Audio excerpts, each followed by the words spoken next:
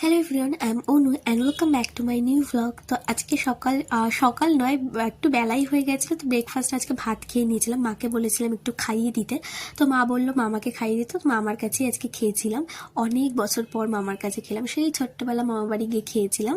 তো তারপর তো আর মামা বাড়ি যাওয়া হয়নি, তো অনেক বছর পর তাদেরকে আবার পেয়েছি। তো আজকে আমরা একটু সবাই মিলে বেরিয়ে গিয়েছিলাম, এক জায়গায় যাচ্ছি।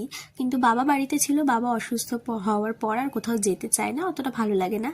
তো ট্রেনে না ছোলা মাখা উঠেছিল, সেটা আমি আর বোন কিন্তু এই ছোলা মাখাটা ভীষণ ভালো খাই, তো সেটাই খেয়ে নিয়েছিলাম। তো আজকে আমরা এসেছিলাম হাবড়ায় মায়ের মামা বাড়িতে। দাদু বাড়িতে অনেক বছর পর আসলাম, সেই 8-9 বছর পর। তো দাদু বাড়িতেও আসা হতো না। আর পিছনে তো দাদু এখানে টাটা করছিল আমাদেরকে, মানে পিছন পিছন আসছিল আর আমরা টোটোতে করে। আর দাদুদের এদিকে পরিবেশটা আমার ভীষণ ভালো লাগে, বেশ গ্রাম্য পরিবেশ, আমার ভালোই লাগে। তো এসে তো আমরা একটু ফ্রেশ হয়ে নিয়েছিলাম, তারপর এদিকে একটু কোল্ড ড্রিঙ্কসও খেয়ে নিয়েছিলাম। আর আমার মাসির একটা পুচকি আছে, তো ওর জন্যই দুটো ড্রেস আনা হয়েছিল, একটা দিদান দিয়েছিল আর আমার মা। আর দাদুদের শিউলি গাছে না পাখির বাসা করেছিল, বেশ ভালো লাগছিল। তারপর তো সবাই মিলে আমরা এখানে লাঞ্চ করতে বসে পড়েছিলাম।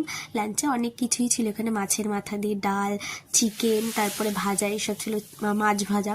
তো খাওয়া দাওয়ার পর একটু বাইরে বসেছিলাম, আর মামা তো বসে বসে মামির জন্য হয়তো চিন্তা করছিল। আর দাদুদের এই গাছটায় না বোলতার বাসা করেছিল, তো সেটাই আমরা দেখছিলাম। আর সবাই মিলে একটু গল্প করে আড্ডা দিয়ে রেস্ট করে আমরা আবার রেডি হয়ে নিয়েছিলাম, কারণ আবার আমাদের ট্রেনের লেট হয়ে যাবে, বাড়ি ফিরতে অনেকটাই রাত হয়ে যাবে না হলে। আর এদিকে আমার আরও দুটো দাদু বাড়ি আছে, তো সেখানেই যাবো বলে সবাই বেরিয়ে পড়েছিলাম। আর আমার মামা তো ফোন দেখতে একদম ব্যস্ত। তো আমি দিদাকে বলছিলাম যে একটু তাকাও ক্যামেরার দিকে, একটু হাসো। তো দিদা আবার উকি মেরে তাকিয়ে একটু হাসছিল। আর আকাশটা কিন্তু বেশ ভালো লাগছিল, একটু সন্ধ্যাও হয়ে গিয়েছিল। তো তারপর তো আমরা বেরিয়ে পড়েছিলাম ওই দাদু বাড়িতে যাওয়ার জন্য। আর ওই দাদুদের না এই গোপাল রয়েছে, বেশ ভালো লাগছিল। আর এই রাধাকৃষ্ণটা তো আমার ভীষণ ভালো লেগেছে। তো তারপর তো আমরা অটোতে করে বেরিয়ে পড়েছিলাম, আর আমাদের অলরেডি ট্রেনের অনেক লেট হয়ে গেছে, জানি না কখন পাবো। প্ল্যাটফর্মে এসে আমরা অনেকক্ষণ বসেছিলাম, তো আজকে ভীষণ ক্লান্ত হয়ে গেছি, তো রাতে আর ভিডিওটা কন্টিনিউ করতে পারিনি। টাটা।